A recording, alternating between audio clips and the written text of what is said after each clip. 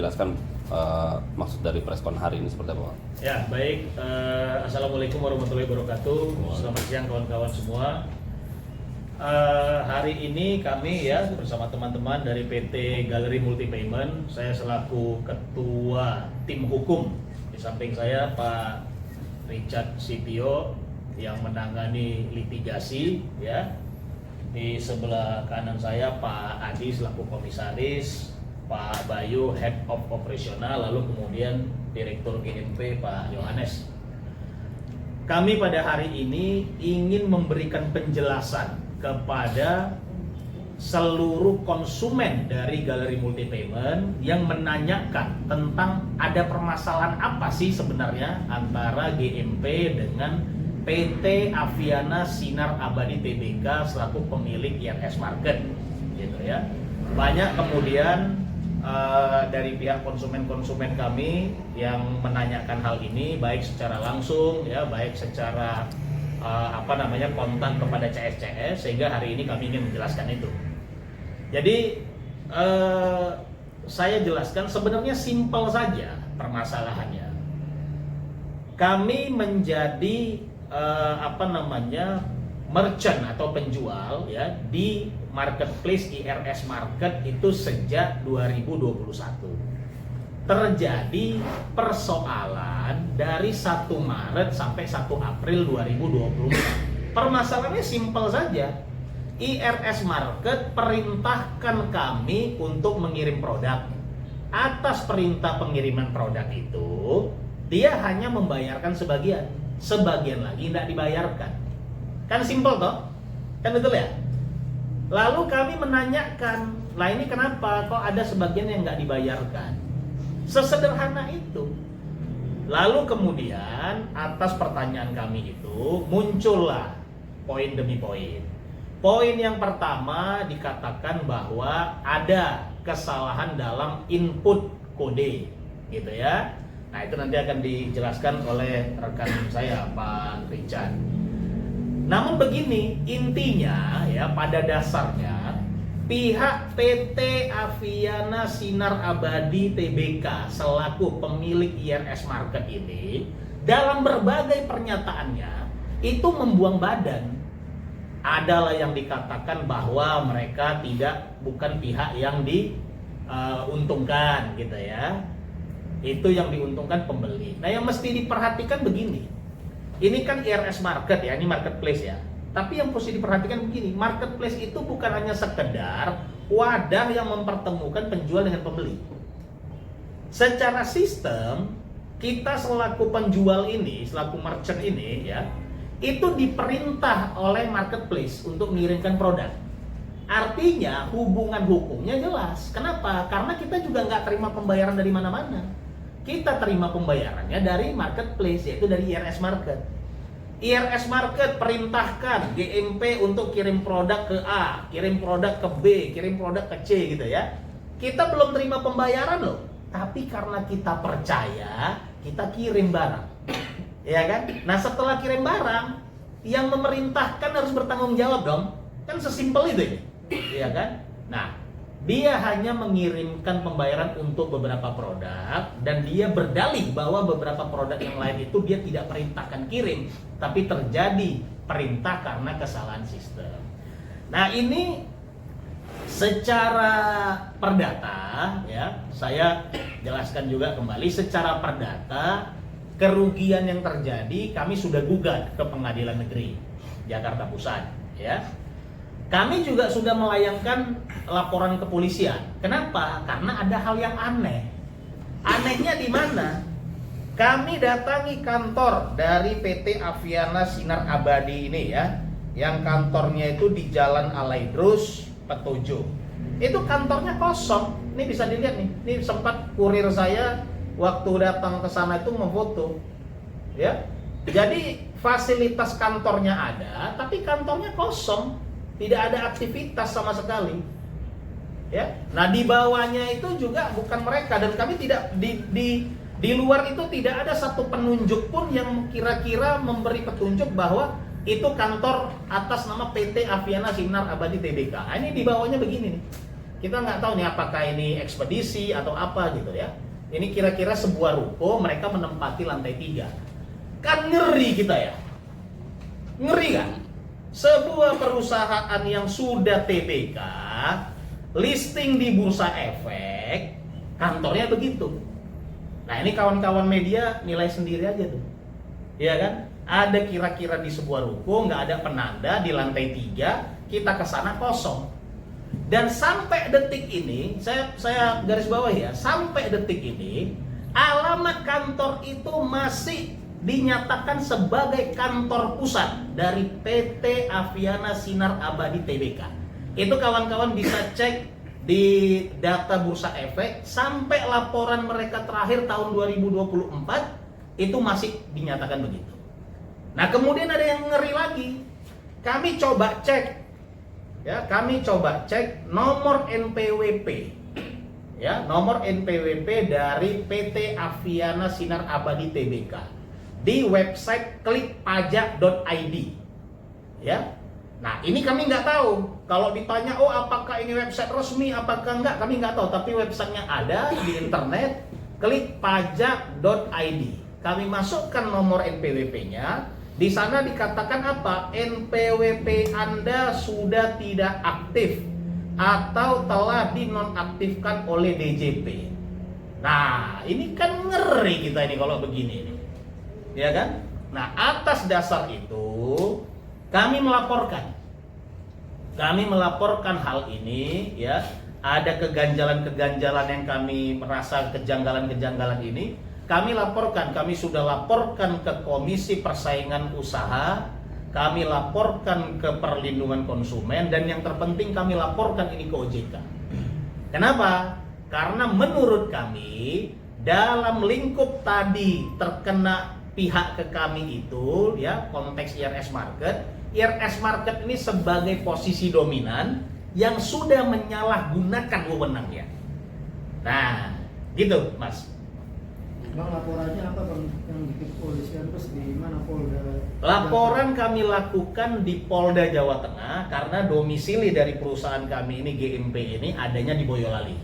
Kami laporkan PT Aviana Sinar Abadi Tbk sebagai terduga terlapor. Nah ini garis bawah ya, sebagai terduga terlapor pasal 378 tindak pidana penipuan, juga tindak pidana pencucian uang.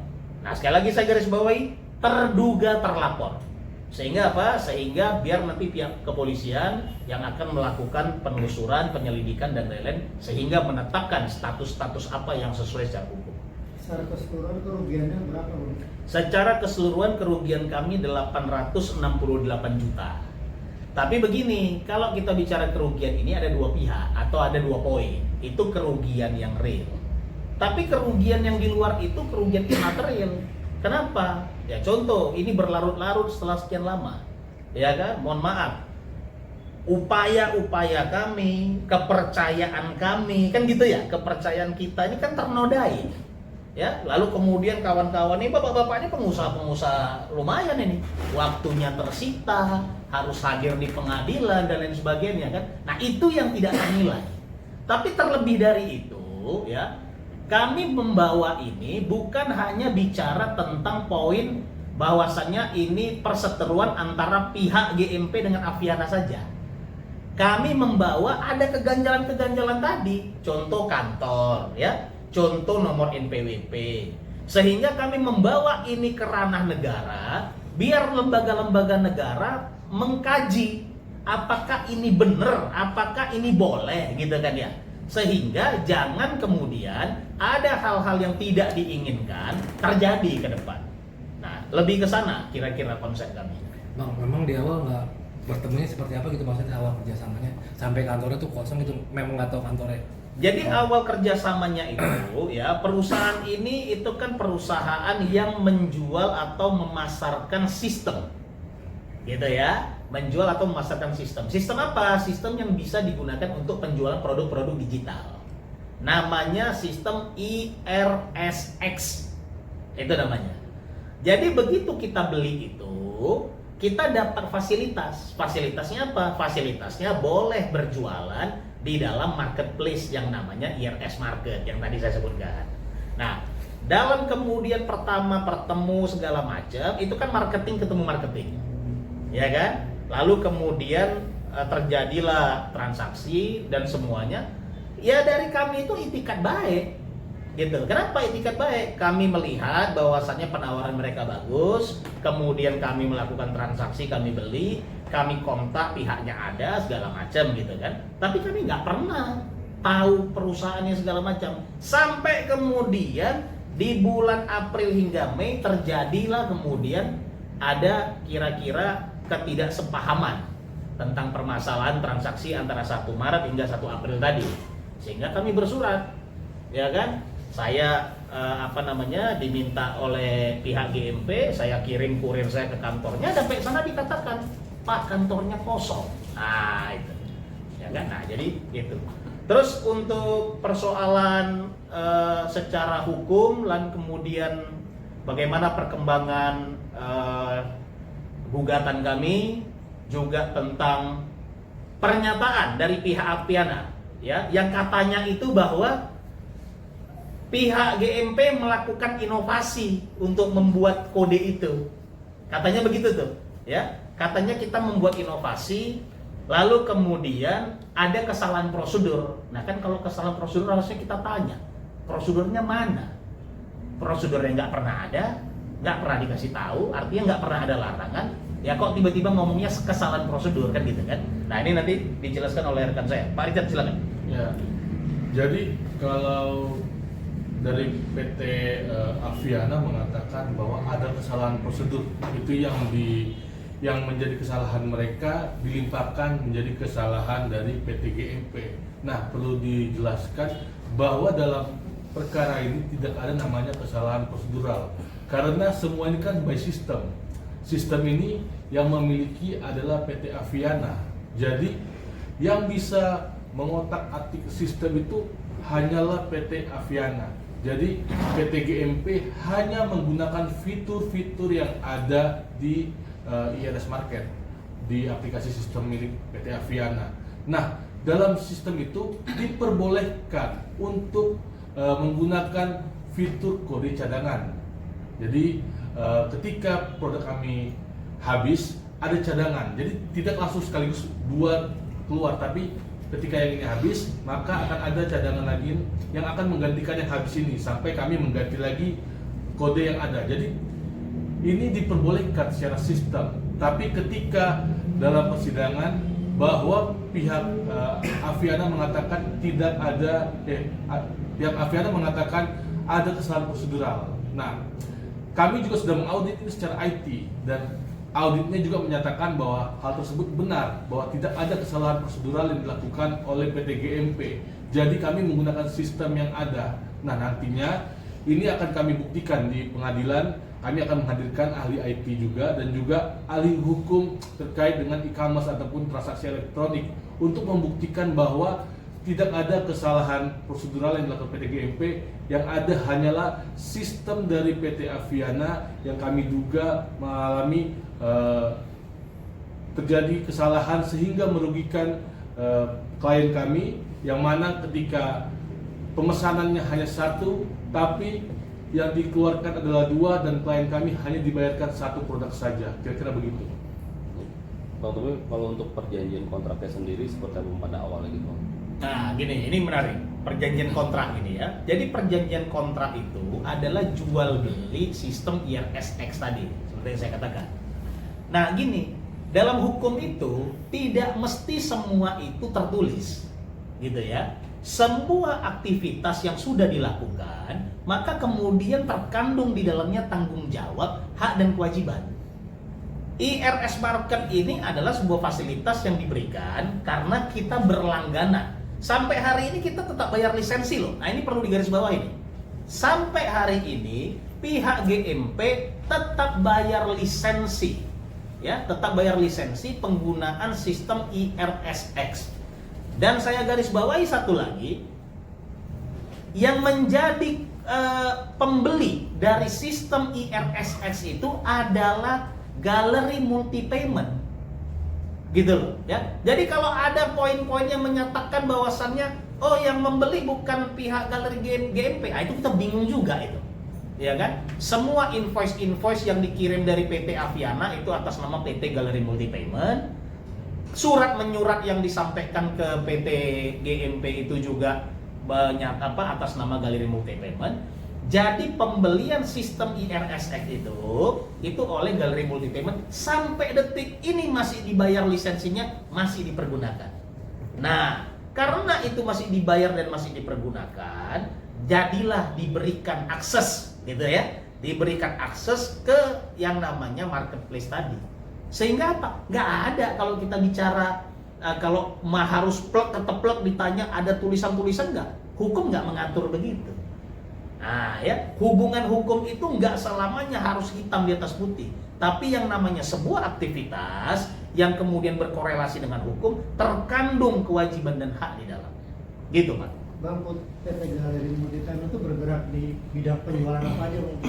Sependek pengetahuan kami, PT Galeri Multipayment itu merupakan perusahaan penjualan sistem, ya, sistem-sistem digital. Sependek pengetahuan kami itu software kira-kira begitu. Artinya software yang bisa digunakan seperti yang kami gunakan gitu kan untuk menjual produk-produk digital. Nah, kalau kawan-kawan tanya produk-produk digitalnya apa, Bang? Itu seperti voucher pulsa, kemudian paket data, ya, pembayaran PTOB. Nah, kira-kira begitu. Tapi kalaupun ada bidang yang lain, nah itu di luar dari pengetahuan. Bang, ini kan menarik karena IRS sendiri kan ada di bursa ya. Ya. Saya cek November sampai tadi itu saham median lumayan juga naiknya, Ya. sampai sekitar 500%-an. Ya. Tapi dengan kasus ini kan ada nggak udah komunikasi dengan bursa sendiri nggak? Misalnya untuk mendelisting dia, karena kan setahu saya omongan Pak Prabowo kan itu kan termasuk saham gorengan. Nah, itu ini karena Mas yang ngomong nih, makanya saya bilang ngeri. Nah, itu ya. Makanya saya bilang ngeri. Ngerinya kenapa? Ya saya nggak tahu ya, karena saya ini juga bukan ahli di bidang saham gitu ya. Sahamnya kelihatannya bagus gitu ya. Tapi kantornya begini. Nah ini saya bingung nih, kantornya begini. Ya kan? Ya saya nggak tahu kalau kira-kira teman-teman media ada perusahaan yang kemudian kantornya begini, lalu kemudian teman-teman mau nggak investasi? Nah ini saya nggak tahu nih, saya tanda tanya nih, gitu ya. Nah makanya kami karena kejanggalan-kejanggalan ini, kami melaporkan ini ke pihak yang menurut kami berwajib, ya kan? Siapa itu? Persaingan Usaha, Perlindungan Konsumen, dan OJK. Ya, nah setelah berjalannya proses, tentu kami juga akan melaporkan ini ke Bursa Efek, ya kan? Agar Bursa Efek juga melihat ini, ya kan? Tapi ada tendensi nggak? Nggak ada. Kami nggak ada tendensi apa-apa. Kami pure tanda tanya. Ada perusahaan yang sudah TBK, tapi kantor pusatnya yang masih sampai detik ini didaftarkan sebagai kantor pusat, kantornya kosong. Ya, kantornya kosong. Nah, apakah kemudian itu ada alasan dan lain sebagainya? Ya, saya nggak tahu itu. Terus kemudian NPWP-nya sependek kami melakukan pengecekan di website klikpajak.id, posisinya dikatakan NPWP Anda sudah tidak aktif atau telah dinonaktifkan oleh DJP. Nah, makanya saya bilang ngeri barang itu. Gitu, kawan-kawan. Kalau misalnya untuk transaksi sendiri tadi sekitar 800 juta ya? Di apa? Gini, jadi dari tanggal 1 Maret sampai 1 April ya, pihak IRS Market ini melakukan perintah pengiriman produk sekali. Beberapa detik kemudian dia memerintahkan lagi mengirimkan produk yang sama ke tujuan yang sama. Oke. Lalu dia hanya membayarkan produk yang dia perintahkan pertama. Nah, jadi terjadi pengulangan. Saya perjelas ya, saya garis bawah ya. Terjadi pengurangan, bukan transaksi ganda. Karena kalau transaksi ganda dalam waktu yang bersamaan dua transaksi atau dua perintah kan gitu kan? Ini tidak. Detik ini kemudian diperintahkan kirim, beberapa detik berikutnya diperintahkan lagi. Nah kan nggak bisa dibilang ganda begitu. Artinya terjadi repeating, pengulangan. Dari pengulangan itu yang dibayarkan hanya satu transaksi. Jadi per setiap transaksi PT GMP ini mengalami kerugian satu produk. Nah, total dari 1 Maret hingga 1 April itu 868 juta sekian. Perlu kami sampaikan lagi, 868 juta sekian ini itu juga atas informasi dari PT Aviana. Gitu loh. Jadi udah terjadi rekonsiliasi. Jadi bukan kata kami ini barang. Gitu loh. Ini barang ini bukan kata kita ini. Kita udah terjadi ya, kebetulan yang komunikasi ini Pak Adi selaku komisaris dengan pimpinan PT Aviana Pak Panji, dilakukan komunikasi intens dan lain sebagainya, dilakukan rekonsiliasi data dari mereka, bahkan keluarlah angka 868 itu. Dan kemudian tentu juga bukan ujuk-ujuk ya, artinya begitu mereka sampaikan itu kan terjadi rekonsiliasi data. Kami melakukan runut data dan memang benar. Terjadilah kerugian material 868 juta. Gitu. Langkah ke depannya mau seperti apa nih Bang? Langkah ke depannya ya, kita ini kan negara hukum, gitu ya. Kami sudah sesuai prosedur menjalankan komunikasi atau musyawarah, ya. Komunikasi musyawarah kami itu dihadapkan pada ketidakadanya kesepakatan. Maka kami mengambil langkah hukum menggugat ini perbuatan melawan hukum ke Pengadilan Negeri Jakarta Pusat. Proses hukum sekarang sedang berjalan, ya kita tinggal tunggu apa nanti kira-kira putusan dari majelis hakim. Ya kan? Intinya kami sebagai korban. Ini saya garis bawahi. Sekarang kita bicara Indonesia ini negara yang kira-kira mau masuk ke ranah digitalisasi lebih modern, lebih maju lagi ke depan. Kalau kira-kira pelaku-pelaku usaha seperti kami ini ya harus menjadi korban dan tidak bisa mendapatkan keadilan, ini tentu wajah yang sangat buruk bagi Indonesia. Ya, mau kemudian kita tahu ya hari ini ada Menko Digi ya, kemudian dengan visi misinya juga pimpinan saya ya Pak Prabowo Presiden ya dengan kemudian visi misinya. Tapi ada terjadi yang seperti ini. Dan saya nggak tahu apakah yang seperti ini hanya terjadi pada kami atau juga terjadi pada pihak-pihak lain, tapi nggak berani speak up ke depan, nggak berani mengambil langkah hukum. Nah ini yang kita nggak tahu. Sehingga apa? Sehingga selain langkah-langkah hukum yang kami lakukan, kami juga minta pihak pemerintah untuk bisa notice perihal ini, untuk bisa notice tentang kasus ini. Kenapa? Karena ini wajah citra Indonesia yang mau maju di era digitalisasi ke depan, gitu. IRS Market ini core bisnisnya tuh business to business. Artinya apa? Artinya kawan-kawan ini semua nggak bisa ujuk-ujuk bisa masuk ke situ. Harus dulu join, beli produk dia, baru bisa masuk. Artinya kan ini barang eksklusif, kan gitu ya. Nah ini barang eksklusif dan kemudian apa? Balik lagi saya bilang ngeri barang itu. Kantornya begitu, NPWP-nya begitu, ya kan? Nah maka saya minta juga kepada pemerintah di bidang-bidang khususnya ya, Komdigi, Bursa Efek, OJK untuk bisa notice hal ini ya, untuk bisa notice melakukan pemeriksaan sesuai dengan kewenangan yang dimiliki masing-masing. Saya kira gitu.